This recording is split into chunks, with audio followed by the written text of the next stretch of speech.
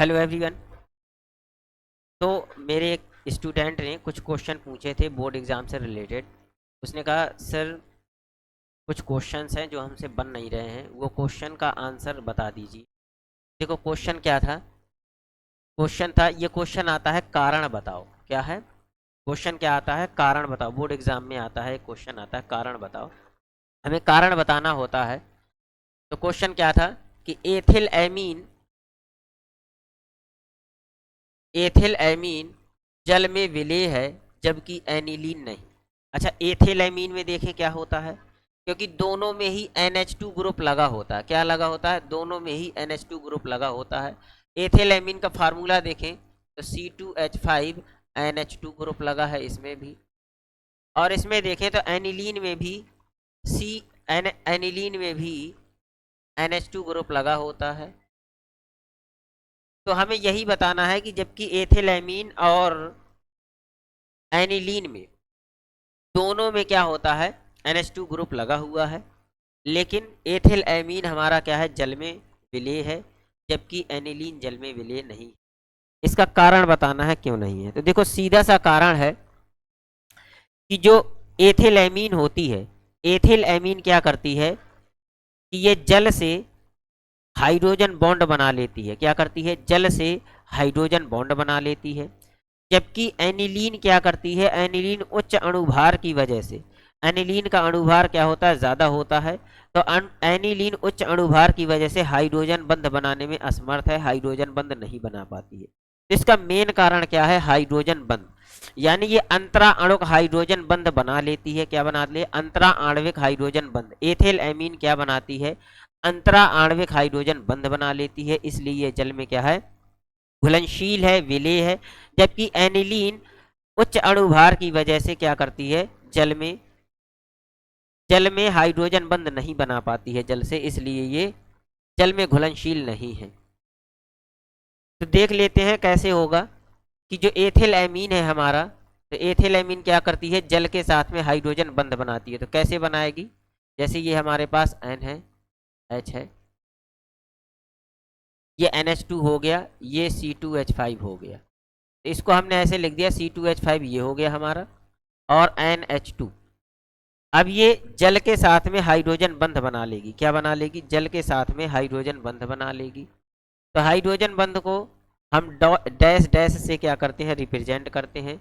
यहाँ हमारा ऑक्सीजन हो जाएगा, यहाँ हमारा H है, और यहाँ हमारा H। अब ये क्या करेगा, देखना ध्यान से। ये नाइट्रोजन है, यहाँ भी ये नाइट्रोजन है, ये नाइट्रोजन, ये हाइड्रोजन, ये H हो गया, और ये C2H5 हो गया, C2H5 हो गया। तो एथिलेमीन ये भी है और ये भी एथिलेमीन है। इन दोनों ने मिल करके ये जो डैश डैश के द्वारा दिखाया है, इसे हम कहते हैं हाइड्रोजन बंध। और अंतरा आणविक हाइड्रोजन बंध है। क्या है? अंतरा आणविक हाइड्रोजन बंध। अंतरा आणविक अंतरा आणविक हाइड्रोजन बंध बना लेता है, जिसकी वजह से ये जो एथिल एमीन है वो जल में घुलनशील होती है। जबकि एनिलीन में उच्च अणुभार होता है, उच्च अणुभार की वजह से ये क्या करता है, उच्च अणुभार की वजह से ये हाइड्रोजन बंध बनाने में असमर्थ होता है। क्या करता है? हाइड्रोजन बंध नहीं बना पाता है, जिसकी वजह से ये जल में घुलनशील नहीं है, यानी जल में विलेय नहीं है। तो इसको लिखेंगे कैसे? ये मैंने पहले से लिख रखा है कि अगर पेपर में आ जाए तो लिखेंगे कैसे। देखो ये है कि एथिल एमीन जल में विलेय है जबकि एनिलीन नहीं। तो कारण क्या है इसका? एथिल एमीन हाइड्रोजन बंध अधिक विद्युत ऋणी। अच्छा, एक चीज और याद रखना कि जो हमारा हाइड्रोजन बंध है वो किन किन कंपाउंडों के साथ बन सकता है? क्लोरीन के साथ में, ऑक्सीजन के साथ में, नाइट्रोजन के साथ में।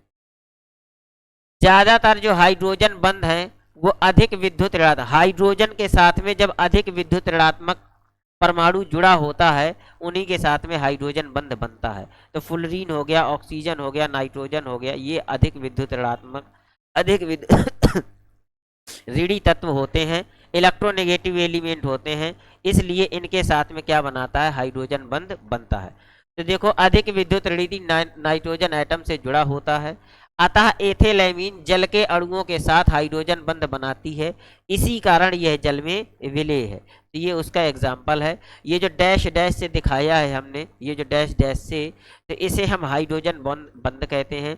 अंतरा आणविक हाइड्रोजन बॉन्ड बनाता है, क्या बनाता है, अंतरा आणविक हाइड्रोजन बंध बनाता है। जबकि एरोमेटिक एमीन उच्च अणुभार के कारण हाइड्रोजन बंध बनाने में हाइड्रोजन बंध नहीं बनाती, इसलिए ये जल में अविलेय है।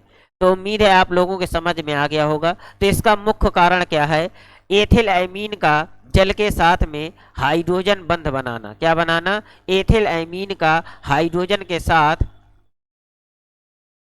एथिल एमीन का जल के साथ में हाइड्रोजन बंध बनाना इसका मुख्य कारण है। जबकि एनिलीन ऐसा नहीं करती है, हाइड्रोजन बंध नहीं बना पाती है अपने उच्च अणुभार की वजह से। ठीक है, तो ये आप लोगों का पहले क्वेश्चन का आंसर था। अब देखो दूसरा क्वेश्चन क्या है, एनिलीन फ्रीडल क्राफ्ट अभिक्रिया नहीं प्रदर्शित करती, क्यों? एनिलीन फ्रीडल क्राफ्ट अभिक्रिया प्रदर्शित नहीं करती है, क्यों? रीजन देखो इसका, तो इसका अगर हम कारण देखें, कारण क्या है, तो जो एनिलीन है हमारा, तो एनिलीन यही है NH2, ये हमारी एनिलीन होती है। एनिलीन क्या है, देखो एनिलीन बेसिक नेचर की होती है, क्या होती है, बेसिक नेचर की होती है। ये एनिलीन लुईस अम्ल की, यानी एनहाइड्रस AlCl3 की उपस्थिति में ये क्या करती है, रिएक्शन करती है, क्या करती है, AlCl3 की उपस्थिति में रिएक्शन करती है। AlCl3 क्या है, लुईस अम्ल है। लुईस अम्ल क्या होते हैं, ध्यान से सुनना, लुईस अम्ल वे अम्ल होते हैं, लुईस अम्ल वे अम्ल होते हैं जिनमें इलेक्ट्रॉन की कमी होती है, लोन पेयर ऑफ इलेक्ट्रॉन ले सकते हैं, उन्हें हम लुईस अम्ल कहते हैं। जैसे एल्यूमिनियम है, AlCl3 में देखें तो AlCl और Cl और Cl ये इसी प्रकार से जुड़ा होगा आपस में। यहाँ देखें तो 1 electron, 2 electron, 3 electron, 4 electron, 5 electron, 6 electron. Aluminium के पास क्या है, केवल 6 इलेक्ट्रॉन है। यानी एल्यूमिनियम क्या कर सकता है, एल्यूमिनियम एक लोन पेयर ले सकता है, यानी 2 इलेक्ट्रॉन की कमी है, इसका अष्टक पूरा नहीं है। ये इलेक्ट्रॉन डेफिशिएंट होते हैं। लुईस अम्ल क्या होते हैं, इलेक्ट्रॉन डेफिशिएंट, मतलब इनमें इलेक्ट्रॉनों की कमी होती है। तो ये जो NH2 है ये क्या करेगा, ये अपने जो नाइट्रोजन है ये लोन पेयर डोनेट कर देगा, किसको, Al को। यहां से क्या बनेगा, अब देखो ये अम्ल है, लुईस अम्ल है, ये बेस है, तो सॉल्ट बनाते हैं, क्या बनाते हैं, सॉल्ट बनाते हैं। तो यहां से ये हो जाएगा NH2 प्लस, क्या हो जाएगा, NH2 प्लस हो जाएगा, क्योंकि लोन पेयर उसने डोनेट किए हैं ना, तो प्लस लग जाएगा, NH2 प्लस हो गया। और यहाँ क्या जुड़ जाएगा, AlCl3 जुड़ जाएगा, क्या जुड़ेगा, AlCl3। और इस एल्यूमिनियम ने क्या लिए हैं, इलेक्ट्रॉन लिए हैं, तो यहाँ पर माइनस चार्ज आएगा, क्या आएगा, माइनस चार्ज आएगा। इसे हम कहते हैं कॉम्प्लेक्स, क्या कहते हैं, कॉम्प्लेक्स सॉल्ट कहते हैं, क्या कहेंगे, कॉम्प्लेक्स सॉल्ट कहेंगे। समझ में आ गया, तो कॉम्प्लेक्स सॉल्ट बनाता है, क्या बनाता है, कॉम्प्लेक्स सॉल्ट बनाता है। तो इसने क्या बना लिया, कॉम्प्लेक्स सॉल्ट बना लिया। अब ये कॉम्प्लेक्स सॉल्ट, अब ध्यान से देखना, ये जो नाइट्रोजन है, तो नाइट्रोजन के ऊपर प्लस चार्ज आ गया, क्या आ गया, नाइट्रोजन के ऊपर प्लस चार्ज आ गया। तो ये हाईली डीएक्टिवेटिंग एजेंट की तरह काम करता है, किसकी तरह काम करता है, हाईली डीएक्टिवेटिंग एजेंट की तरह काम करता है, यानी स्ट्रॉन्ग डीएक्टिवेटिंग ग्रुप की तरह कौन काम करता है, ये नाइट्रोजन के ऊपर जो प्लस है, नाइट्रोजन के ऊपर प्लस चार्ज आने की वजह से ये क्या करता है, स्ट्रॉन्ग डीएक्टिवेटिंग ग्रुप की तरह कार्य करता है, डीएक्टिवेटिंग ग्रुप की वजह से ग्रुप की तरह बिहेव करता है, किसकी तरह, स्ट्रॉन्ग डीएक्टिवेटिंग ग्रुप, यानी शक्तिशाली। डीएक्टिवेटिंग मतलब होता है निष्क्रिय ग्रुप की तरह, यानी अब ये किस तरह का काम कर रहा है, ये निष्क्रिय की तरह काम कर रहा है, यानी अब ये निष्क्रिय हो चुका है। इसका मतलब क्या होता है कि अगर ये निष्क्रिय हो जाता है तो ये जो हमारी बेंजीन रिंग है ये भी क्या हो जाती है, निष्क्रिय हो जाती है, डीएक्टिवेट हो जाती है, क्या हो जाती है, निष्क्रिय हो जाती है। तो अगर हमारी बेंजीन रिंग निष्क्रिय हो जाएगी तो इसीलिए ये जो फ्रीडल क्राफ्ट अभिक्रिया है वो नहीं देती है। क्यों नहीं देती है? क्योंकि हम लोगों को पता है कि फ्रीडल क्राफ्ट अभिक्रिया एनहाइड्रस AlCl3 की उपस्थिति में होती है। जबकि अगर यहीं देख लें तो हमारी जो हेलोजिनेशन है, NH2 की हेलोजिनेशन है, वो FeCl2 की उपस्थिति में होगी, FeCl3 की। किसके ऊपर? FeCl2 ले लो तो FeCl3 की उपस्थिति में होगी। या अगर हम सल्फोनेशन लेंगे, सल्फोनेशन H2SO4 से होती है। किससे होती है? H2SO4 से। और HNO3 नाइट्रेशन HNO3 की उपस्थिति यानी कंसंट्रेटेड H2SO4 की उपस्थिति में होती है। तो ये अभिक्रियाएं हमारी पॉसिबल होती हैं। क्या होती हैं? ये अभिक्रियाएं हमारी पॉसिबल हैं। जबकि फ्रीडल क्राफ्ट अभिक्रिया पॉसिबल नहीं है, क्योंकि ये लुईस अम्ल से क्रिया करती है। क्या करती है? लुईस अम्ल की उपस्थिति में फ्रीडल क्राफ्ट अभिक्रिया होती है। फ्रीडल क्राफ्ट अभिक्रिया तीन तरह की हो सकती है, वैसे बेसिकली दो तरह की होती है। एक एल्काइलेशन यानी एल्किलीकरण, और दूसरी होती है एसिटिलीकरण। क्या होती है? एसिटिलीकरण। और एक और होती है दूसरे में ही दो प्रकार की हो जाती है, एक एसाइलेशन और एक एल्काइलेशन। तो एल्काइलेशन क्या है? एसिटाइलेशन। देखो एसिटाइलेशन में क्या होता है? एसिटिल क्लोराइड से रिएक्शन होती है, एसिटोफिनॉन बनता है। क्या बनता है? एसिटोफिनॉन। जबकि एसिटिक एनहाइड्राइड से रिएक्शन होती है तो इसमें हमें CH3COOH बाई प्रोडक्ट के रूप में मिलता है, एसिटोफिनॉन इसमें भी मिलता है। तो ये दो तरह की हो जाती है, मेनली दो तरह की है। अगर दूसरे वाली को दो भागों में डिवाइड करें तो एक एसिटिलीकरण एक एसिलीकरण हो जाती है। ठीक है, समझ में आ गया? तो ये होती किसके प्रेजेंस में है? ये AlCl3 एनहाइड्रस AlCl3 की उपस्थिति में होती है। लिखेंगे कैसे इसको? लिखने के लिए ये देखो, ये आ जाएगा आपका कि एनिलीन फ्रीडल क्राफ्ट अभिक्रिया क्यों नहीं देती है, प्रदर्शित करती है क्यों? कारण क्या है इसका? फ्रीडल क्राफ्ट अभिक्रिया लुईस अम्ल और निर्जल AlCl3 की उपस्थिति में होती है। एनिलीन क्षारीय प्रकृति की होती है। कैसी होती है? क्षारीय प्रकृति की होती है, जो AlCl3 से क्रिया करके लवण बनाती है। AlCl3 क्या है? अम्ल। और हमें पता है कि अम्ल और क्षार मिलकर क्या बनाते हैं? लवण बनाते हैं। आप लोगों ने हाई स्कूल में यह अभिक्रिया पढ़ी होगी, उदासीनी अवकरण। तो इसमें उपस्थित NH2 ग्रुप समूह के कारण NH2 समूह के कारण बेंजीन वलय निष्क्रिय हो जाती है, जिस कारण यह फ्रीडल क्राफ्ट अभिक्रिया नहीं देती है। नाइट्रोजन पर प्लस चार्ज आने के कारण यह स्ट्रॉन्ग डीएक्टिवेटिंग समूह की तरह व्यवहार करता है, इसीलिए ये क्या होती है? बेंजीन रिंग निष्क्रिय हो जाती है और यह फ्रीडल क्राफ्ट अभिक्रिया नहीं देती है। तो उम्मीद है आप लोगों को यह भी समझ में आ गया होगा। एक क्वेश्चन और है, तो देखो लास्ट क्वेश्चन है, कहाँ गया?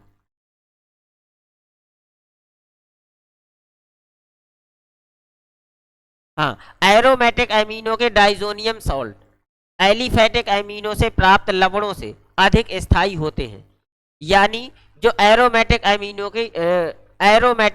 के जो डाइजोनियम लवण है वो एलिफेटिक एमिनो के जो लवण प्राप्त होते हैं उनसे अधिक स्थायी होते हैं। इसका मतलब है कि जो एरोमेटिक वाले हैं, कहने का मतलब है कि जो एरोमेटिक वाले हैं वो ज़्यादा स्थायी होते हैं एलिफेटिक वालों से। यही उसका कहने का मतलब है। ये हमें कारण बताना है कि एरोमेटिक एलिफेटिक से ज़्यादा स्थायी क्यों होते हैं। तो आइए समझते हैं इसको कि स्थायी क्यों होते हैं। देखो मान लीजिए हमारा क्या है? एरोमेटिक डाइजोनियम सॉल्ट है। यहाँ से अगर Cl निकलेगा तो ये हमारा क्या आ जाएगा? ये हमारा बनेगा। अब यहाँ से देखें, इसमें क्या होता है? इसमें बेंजीन रिंग उपस्थित है। अब बेंजीन रिंग उपस्थित होने के वजह से इसमें अनुनाद उत्पन्न हो जाता है, रेजोनेंस उत्पन्न हो जाता है। तो देखो रेजोनेंस उत्पन्न होगा तो क्या होगा? जैसे हमने ये ले लिया, तो यहाँ पर हो जाएगा नाइट्रोजन के ऊपर प्लस चार्ज है और ये ट्रिपल बॉन्ड हो गया, ये नाइट्रोजन लोन पेयर, ये बॉन्ड लगा होगा ऐसा। अब देखना ध्यान से, होगा क्या इसमें?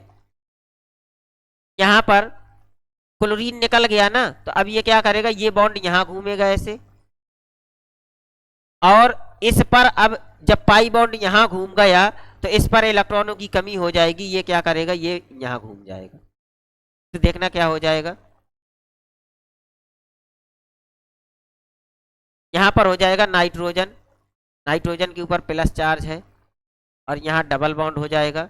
यहाँ नाइट्रोजन के ऊपर क्या आ जाएगा? माइनस चार्ज आ जाएगा, और एक लोन पेयर ये पहले से था और एक लोन पेयर ये और आ गया। ठीक है, यहाँ डबल बॉन्ड हो जाएगा, क्लियर हो गया? यहाँ डबल बॉन्ड हो गया। और यहाँ पर क्या आ जाएगा, यहाँ पर प्लस चार्ज आ जाएगा इलेक्ट्रॉन की। ये पाई बॉन्ड ऐसे घूमा, ये पाई बॉन्ड ऐसे घूमा, तो यहाँ पर क्या आ जाएगा, प्लस चार्ज आ जाएगा। क्या यहाँ तक सबके समझ में आ गया, क्लियर है, किसी को कोई डाउट है?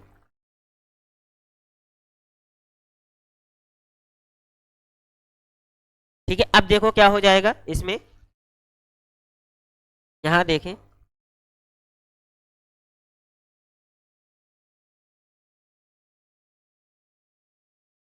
देखो तो ये यहाँ आ गया। अब क्या होगा, ये वाला जो बॉन्ड है ना, ये वाला जो पाई बॉन्ड है, ये वाला पाई बॉन्ड फिर शिफ्ट होगा इसके पास में, तो यहाँ बनेगा क्या,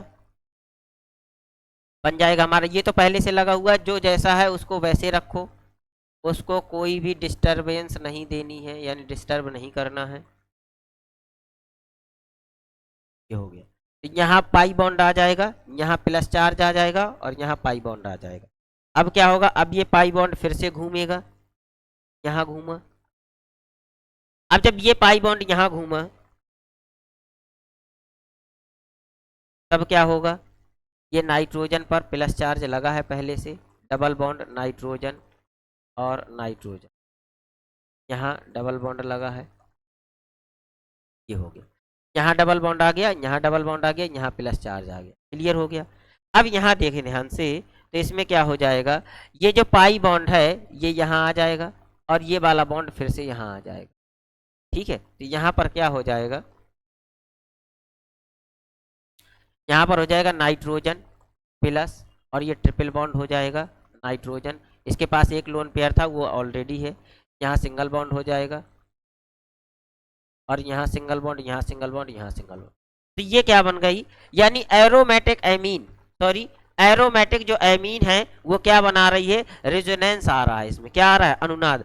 अब जितनी अनुनादी संरचनाएं बनती हैं, तो अनुनादी संरचनाओं की वजह से ये ज्यादा स्थायी होती है, स्टेबल होती है। क्या होती है, वही कह रहा है कि एरोमेटिक एमिनो के लवण अधिक स्थायी होते हैं, तो ये अनुनादी संरचनाओं की वजह से जितना ज्यादा अनुनादी संरचनाएं होती हैं वह कंपाउंड उतना ही ज्यादा क्या होता है, स्टेबल होता है। तो इसमें अनुनाद की वजह से यह ज़्यादा स्टेबल है, जबकि एलिफैटिक एमिनो के जो डाइजोनियम सॉल्ट होते हैं, समझ में आ गया कि जो एलिफैटिक एमिनो के जो डाइजोनियम सॉल्ट होंगे उनमें अनुनाद नहीं पाया जाता है। क्या नहीं पाया जाता है, अनुनाद नहीं पाया जाता है। तो इसमें लिखेंगे क्या, लिखेंगे तो कारण में लिख सकते हैं हम कि एरोमेटिक एमिनो के डाइजोनियम लवण में बेंजीन रिंग की वजह से इसमें क्या होता है, अनुनाद होता है, अनुनाद के कारण ये अधिक स्थायी होते हैं।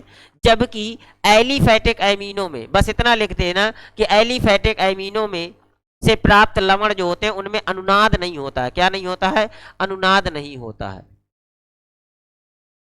अनुनाद नहीं होता है। तो अनुनाद ना पाए जाने की वजह से क्या होते हैं, जो लवण होते हैं वो अस्थायी होते हैं, इसका यही कारण हो जाए। समझ में आ गया, किसी को कोई समस्या है?